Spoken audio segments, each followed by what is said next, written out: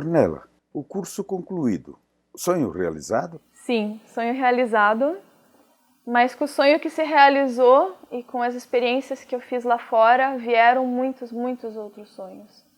Porque eu conheci tanta coisa lá, né? Eu tive acesso a informações que aqui a gente não tem. Eu pude escutar concertos, eu pude trabalhar com pessoas que conhecem muito e me veio vontade de trabalhar com mais pessoas que são referência na minha área e de continuar tentando. Em que consiste o mestrado, o doutorado na sua área? O doutorado, lá na minha universidade, mas eu acredito que no geral, na Europa, você tem várias opções, né? Você pode fazer canções, por exemplo, na Alemanha eles fazem muito de Lied, porque eles têm uma tradição muito longa de Lied, de compositores específicos para isso, mas eu escolhi fazer ópera.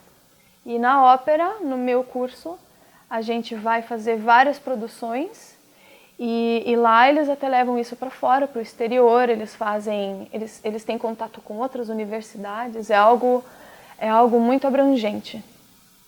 Por que você escolheu ópera? Porque a ópera é minha paixão.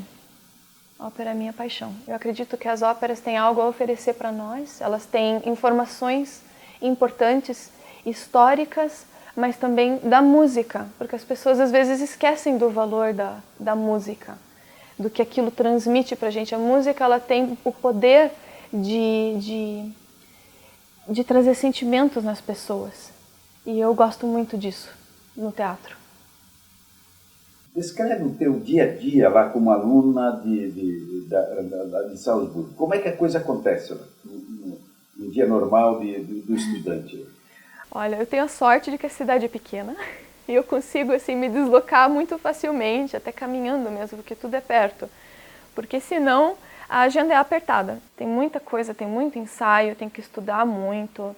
Eles fazem muita coisa lá muito rápido. Eu fico assustada até com a velocidade e com assim quantas coisas acontecendo ao mesmo tempo, sabe? Porque a universidade, se eu não me engano, tem 5 ou 6 salas de concerto.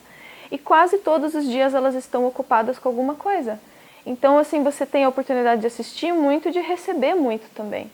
É obrigatório você assistir concertos. E, assim, eles fazem muita coisa muito rápido, no sentido também de que você tem que aprender muito rápido o repertório. Então, você tem contato com muita coisa, com aqueles estilos que eu falei, estilos dentro da música erudita diferentes. Você tem que fazer música de câmara, você tem que estudar os diferentes estilos, você tem que se aprimorar na tua arte no sentido teórico também. A gente tem muitas matérias teóricas. Sendo organizado, dá para fazer muita coisa. Agora, realmente, eu tenho muita sorte que fica tudo perto, que dá para se deslocar e assistir o máximo de coisa possível, porque senão seria difícil. E você já participou de diversas produções lá na Europa toda, inclusive, não só em Salzburgo, né? Itália e outros países, inclusive, né? De que produções você participou e na veste de quem? Eu tive a felicidade de participar de 2 produções de ópera lá na universidade, junto com um professor que eu tenho muito a agradecer para ele, é o Josef Warnig, ele é um especialista em Mozart. A gente fez uma ópera do Mozart, que é uma ópera pequena, que é o Empresário. Eu fiz a Mademoiselle Silberklang. E a gente também fez uma outra ópera, que é uma ópera barroca, se chama La Corona. E essa ópera é do Gluck. Eu fiz o personagem Atalanta. Essas 2 óperas foram ótimas para o meu aprendizado. Elas são óperas assim, elas não duram tanto quanto óperas do Wagner, por exemplo, que chegou a durar 5, 6 horas, né? Elas duram 1 hora e meia, mas são muito dinâmicas, muito divertidas, tem diálogo. A gente teve que trabalhar muito na parte do teatro também lá. E eu fiz muitos concertos também, concertos de câmara, concertos com ensembles. Eu fiz um concerto junto com uma orquestra de violões, isso foi muito interessante. Sim, você tem a oportunidade de cantar muito lá. A gente apresentou fora, a gente se apresentou na Itália. Eu fiz cursos na Itália também com ótimos professores. Como é que nasce um tenor? Como é que nasce um barítono? Como é que nasce uma soprano? O que é mais difícil nessa área? Ai, o difícil não é nascer com a voz. Você nasce com isso, eu acho. Você nasce com o talento, você nasce com a tua personalidade, com a tua identidade. Você desenvolve isso com o passar do tempo, né? E caso você queira, você encontra um bom professor, você se aprimora naquilo que você tem já, né? Você tem que polir algo já existente e adquirir conhecimento sobre isso. A dificuldade é a partir do momento que você tem a técnica, de que você consegue passar por cima disso, você criar a tua própria identidade, como artista mesmo, como um pintor ou um desenhista que consegue expressões, que consegue tirar um sentimento das pessoas que veem a obra de arte num primeiro momento, mas também com o tempo prolongado, que analisam as obras de arte. A música também é assim. Você transmite algo para as pessoas, você tem que transmitir uma informação. Esse é o nosso desafio. Do ponto de vista cultural, o que é diferente a Europa, Salzburgo, do Brasil? Muitas coisas, mas talvez sejam coisas que a gente não pensa aqui, né? A gente acha que vai ser porque eles gostam mais, porque aqui não tem financiamento, mas não é verdade. É porque o Villa-Lobos, por exemplo, ele dizia que a única coisa que ele invejava do estrangeiro era a disciplina do estrangeiro. Eu acredito que o público de lá, não os músicos em específico, porque os daqui são muito, muito bons e são assim pessoas batalhadoras demais. Mas o público é disciplinado, o público se interessa, procura os concertos, eles querem conhecer os artistas, eles querem que isso vá para frente. E eu gostaria que o Brasil fosse um pouco mais assim, mas eu acredito que tem muita gente que se interessa assim, e eu gostaria que no futuro a gente tivesse mais oportunidade de ter mais apresentações mesmo, mais casas de teatro, que o público não tivesse vergonha de se interessar por coisas novas. Voltando à questão da ópera, você tem algum personagem preferido ou enfrenta o que der e vier? Um personagem assim nas óperas Sim. mesmo? Ai, meu Deus. Eu não sei dizer em específico porque tem vários, depende até do compositor, porque tem tantos compositores de ópera, né? Mas eu adoro Violetta Valéry, de Verdi, da ópera Traviata. Eu gosto de vários personagens femininos das óperas de Puccini. Eu adoro a Brunhilde, de Wagner. Assim, eu não sei se eu vou ter, eu espero que eu tenha a chance no futuro de fazer esses papéis, sim. Mas eu não consigo dizer se eu tenho um preferido em específico. São muitos que eu gosto. Muitos, muitos, muitos. Nesse período todo que você esteve ou está na Europa, os momentos mais difíceis que você passou, quais foram? Pode contar? Sim, sim, sim. Eu tive, por causa da língua, algumas dificuldades, né? Eu acho que quando você vai morar fora, a primeira dificuldade mais difícil é de você conseguir dominar a língua, né? E junto com isso vem outras coisas também, vem a dificuldade da comunicação com as pessoas, da cultura, algumas coisas assim, tem situações de choque cultural que às vezes é difícil e você é minoria, então você tem que acabar aceitando muita coisa. Mas isso não foi um problema para mim muito, não. Eu me adaptei muito bem lá fora. Talvez o clima, né? Tem muitos sul-americanos que sofrem com o inverno de lá, porque o inverno é muito longo, é muito rigoroso, a falta de sol. Nossa, Salzburgo é uma cidade onde o sol, quando aparece, é a exceção. E talvez também, assim, dificuldade com documentos. Tem muita gente que tem dificuldade para conseguir visa. Se você entra em uma instituição é muito mais fácil, porque daí você consegue a permanência como estudante. Mas quando você vai trabalhar ou quando você quer fazer algum curso, né, fica mais difícil. Teve vários amigos meus que tiveram dificuldade nesse âmbito. Se eu posso dar um conselho, eu diria de se informar muito bem sobre tudo que você precisa para viajar e tudo que você precisa para a permanência de lá, quanto tempo que você vai ficar, se organizar muito bem nesse sentido. Também tomar cuidado com onde você vai ficar, em que bairros, porque lá, assim, a gente pensa que o Brasil é perigoso, mas lá fora também acontece coisa. Então não é bom você ir em qualquer lugar, você tem que tomar cuidado onde você está se metendo. E outra dificuldade que eu tive também foi com comida, porque a comida de lá é bem diferente daqui. Não tem a carne boa daqui, as frutas frescas, as verduras bonitas, né?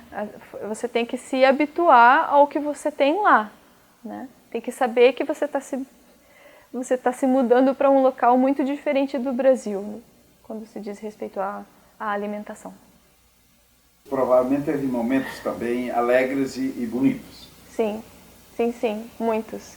De encontrar pessoas que tinham a mesma paixão que eu tinha e que entendiam isso mais rápido do que entendiam aquilo que eu falava.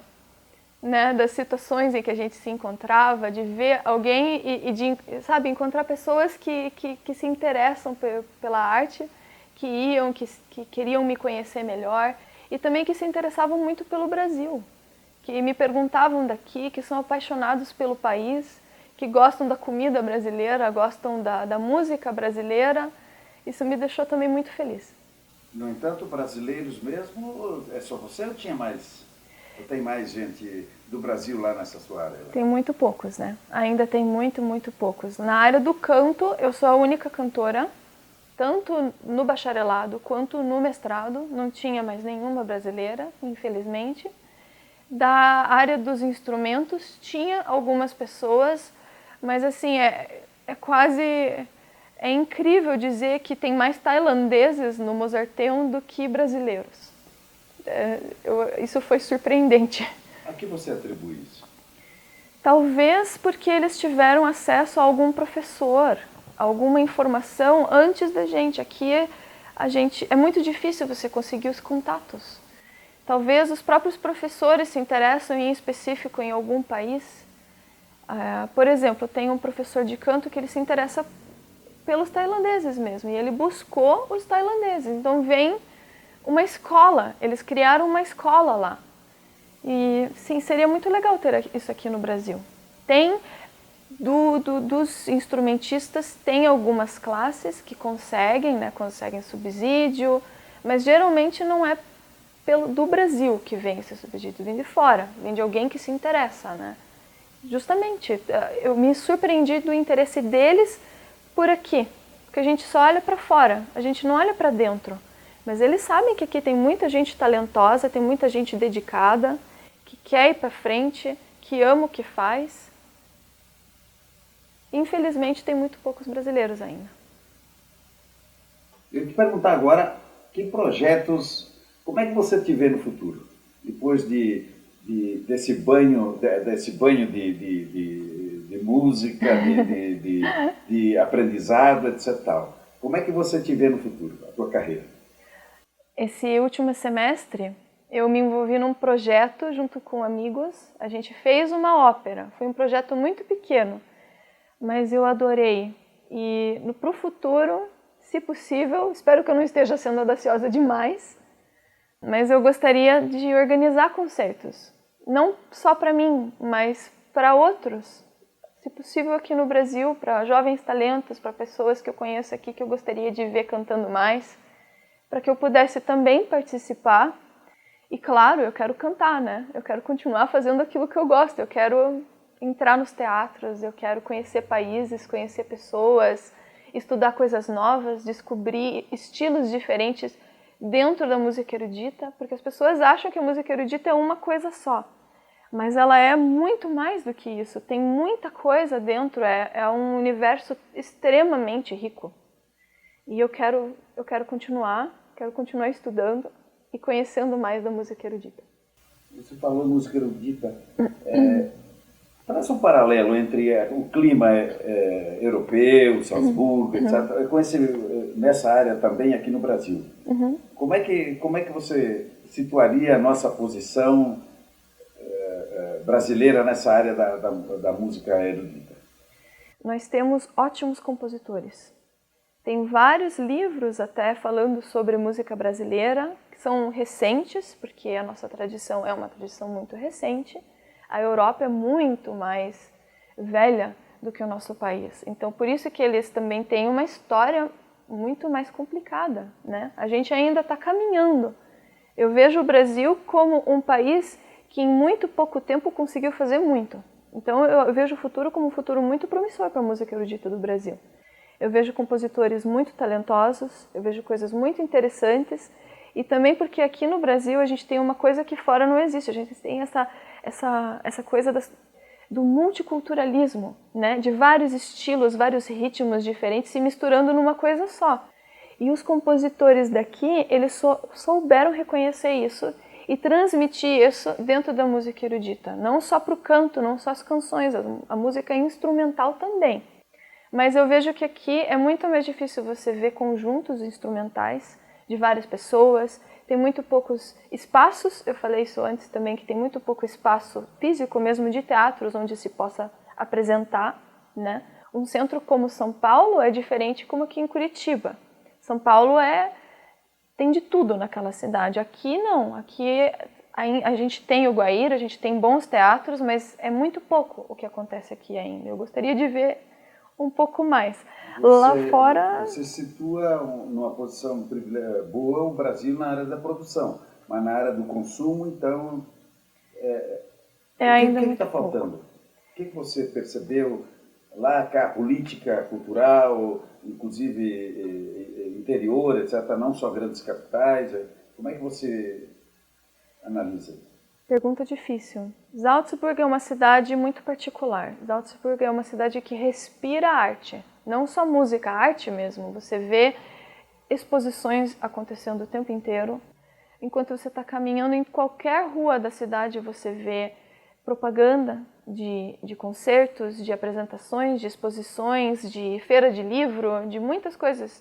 E aqui eu não vejo isso. Eu vejo assim, a cidade é muito limpa. É limpa até demais. Você não vê nada, né? Não tem propaganda de concertos, não tem propaganda de atividades culturais. Não tanto quanto deveria. Eu acho que lá eles têm essa coisa assim, eles se interessam, eles investem em divulgar. E não é uma coisa que eu acho que custe muito caro, é algo assim que eles fazem, é quase assim, pão de cada dia. Eles fazem como se fosse algo natural. Aqui a gente não tem isso ainda, né? É muito pouco. Ainda que a gente tenha muito bons espaços de exposição, de arte, de teatros mesmo, mas é muito pouco. Tem que ser mais. Tem que ser. Você, jovem, foi para lá, saiu de casa, tinha uma visão de mundo.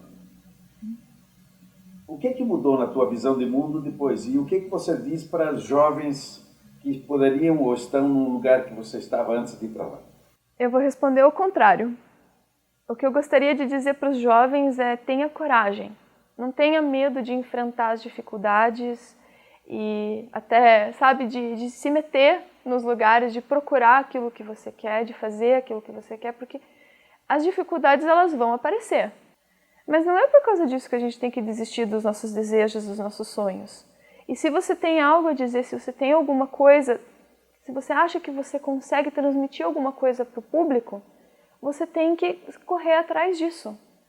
A gente nasce com isso, sabe? A gente tem que reconhecer o que a gente tem e buscar o máximo possível polir esse diamante que a gente nasce, né? Que nasce dentro da gente, esse fogo, não deixar que ele se apague. Polir a pedra e manter a chama acesa. Todo artista se espelha em alguém, ou se espelhou algum dia em alguém. Em quem você te espelha? Maria Callas? Quem por aqui? A Maria Callas, engraçado, eu vi os artistas, eu assisti as óperas depois de eu ter me interessado pelo canto. Na realidade, eu comecei muito ignorante. Eu comecei sem conhecer nada, sem conhecer nenhum estilo, sem conhecer nenhum artista. A minha imagem, a minha diva era a minha professora Neide Thomas. Aqui na Escola de Música de Curitiba? Não, eu me encontrava com elas para aulas particulares. Quando eu conheci ela, ela não era mais professora da Belas Artes, infelizmente. Eu conheci ela quando ela já era muito idosa. Eu conheci ela como uma professora muito dedicada pelos alunos. Porque para ter 80 anos e continuar dando aula, tem que ter muita vontade, tem que ter muita paixão. Ela tinha muita paixão pelo que ela fazia. Ela tinha uma memória excelente e aquilo para mim era simplesmente fenomenal. E outra que uma mulher de 80 anos, com um corpo que já é um corpo muito, assim, que viveu muita coisa, né? Ela cantava, ela se divertia com aquilo que ela fazia. Eu amava aquilo. Foi aquilo que foi a minha primeira inspiração. E qual a tua música, o teu gênero preferido? O meu gênero preferido? Eu gosto do período romântico. Em 1800. Tem todos exatamente a parte do Lied alemão, foi ali o auge. Então, com Mendelssohn, com Schubert, Schumann, mas também da Itália, né, com os grandes mestres da ópera italiana, com Verdi, com Puccini. Essa é a minha parte preferida. O que mais você gosta de cantar? O que eu mais gosto de cantar? Qual a peça, a música ou as músicas que você mais gosta de cantar? Ai, meu Deus. Como você perguntou assim de um papel, também não tenho um específico. Mas eu adoro cantar Mendelssohn. Os Lieds do Mendelssohn, eu amo eles. Eu amo os Lieds de Strauss. Strauss, para mim, Richard Strauss. Ele é maravilhoso. Mas eu gosto também de cantar canções antigas italianas. Gosto de cantar Monteverdi. Monteverdi é maravilhoso. O meu sonho seria ser capaz de organizar uma agenda cultural anual aqui no Brasil. Talvez não no Brasil inteiro, mas aqui em Curitiba, na minha cidade, porque a cidade é tão maravilhosa. É tão bonita a nossa natureza, as pessoas daqui, as nossas tradições. Como eu disse, o Brasil tem uma história tão curta, mas é uma história também tão rica, né? Se comparado com a Europa, a gente não fica por trás, não.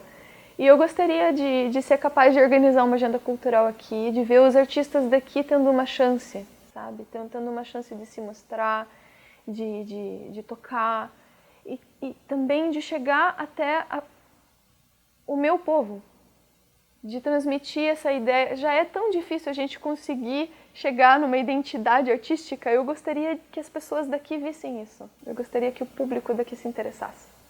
Então eu emendo a pergunta. Acho que já é mais ou menos óbvio. Buenos Aires, Teatro Colón, né? Metropolitan Nova York, Scala em Milano ou o Brasil? O Brasil.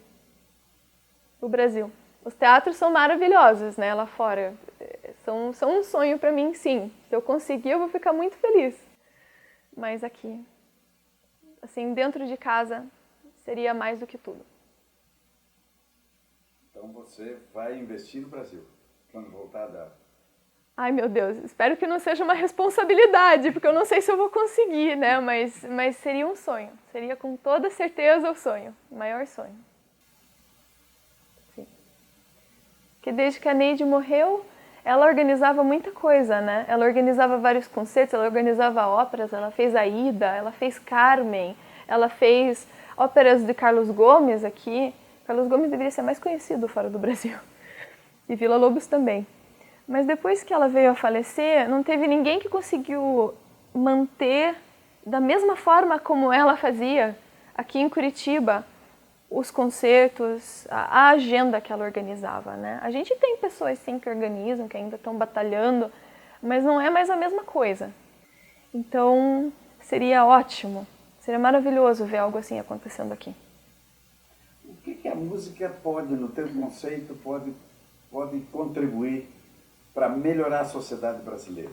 Bom, a gente diz que a gente critica dizendo que o brasileiro tem memória curta, até para política, né? Que a gente não se lembra das coisas que aconteceram, não se lembra dos nomes, não se lembra dos fatos. Eu acho que quando você vai no teatro, você abre os teus olhos. E fica mais fácil de você lembrar das coisas. Fica mais fácil de você analisar aquilo que está acontecendo. Eu acho que a música, a arte, o teatro, eles ajudariam o povo brasileiro nesse sentido. a manter a cabeça aberta para novas coisas, porque a arte também é aceitação, mas a lembrar daquilo que já aconteceu.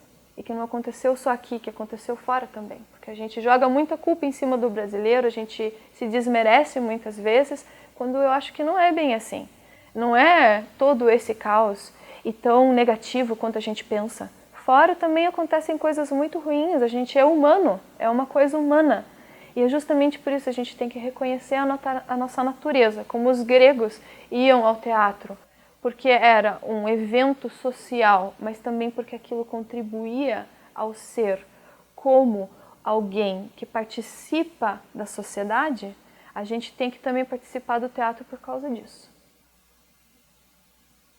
Para ser alguém ativo socialmente, por mais que você não tome decisões, mas pelo menos para que você pense sobre aquilo e para que você seja capaz de, com aquilo que você aprende dentro do teatro, de julgar as coisas que acontecem ao teu redor, a sociedade, e não nos ver tão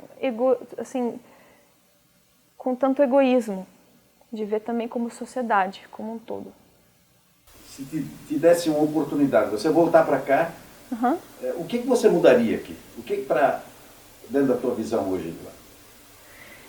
Tem muita coisa que poderia ser mudada aqui, né? Acho que a gente deveria começar primeiro com as coisas mais básicas. E a primeira coisa que até eu fui assistir uma peça muito bonita lá na Capela Santa Maria com a Adriane Queiroz, foi Magnificat. E ao fim do concerto eles até falaram que eles estão com esse coro, é um coro amador, mas tem gente interessada e eles querem dar oportunidade para as pessoas de conhecer a música, porque eles não sabiam ler partitura, eles não conheciam o repertório, mas são pessoas que se interessam. A gente deveria investir mais nisso, na educação das pessoas, em levar a música e a teoria musical para quem talvez não tenha tido contato previamente com isso, né, com a teoria. Na época do Villa Lobos, ele criou todo um espaço para que a educação da música atingisse o máximo de crianças possível. E ele fazia, a obra-prima dele foi o canto orfeônico. Ele escrevia peças gigantescas, enormes mesmo, chegou acho que a 40 mil vozes. Crianças cantando todas juntas e cantando em uníssono.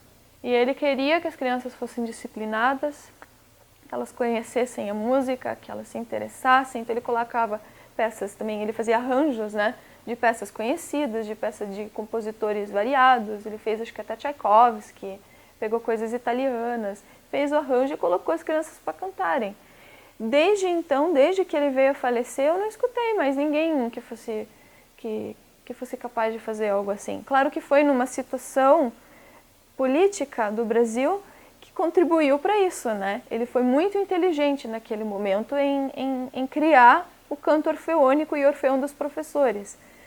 Mas a gente não precisa de uma desculpa para fazer algo assim. Não é tão difícil. A gente só precisaria de um pouquinho de força de vontade. A gente tem pessoas que sabem ensinar, a gente tem ótimos professores de música. Eu acho que se a gente conseguisse organizar algo assim, seria muito bom para a gente. E para o Brasil, acho que já mudaria muita coisa. Chegando nas crianças e abrindo espaço para que elas vissem isso. Ornella, o que é a música para ti? Ela te liberta? Sim. Ela te faz... afinal de contas, o que é a música para ti? O que ela representa? Para mim, a música é um meio de comunicação. É mais fácil do que conversar, é mais fácil do que escrever, é um meio de comunicação. Para mim, é a forma mais fácil de chegar até as pessoas. É beleza também. Também é assim, é um ornamento. Mas é muito mais do que isso. Espiritualidade? Também. Você tem que acreditar em alguma coisa. Mesmo que, às vezes, tem tanta coisa, né, na música, ela é tão abrangente, você tem que aceitar algumas coisas, você tem que se interessar pelo diferente. Então, sim, é muito espiritual, é um ato de muita humildade, é um ato de autoconhecimento e também conhecimento dos outros, de comunicação. Mas qual música? Qualquer música. Qualquer música. A música sempre transmite algo.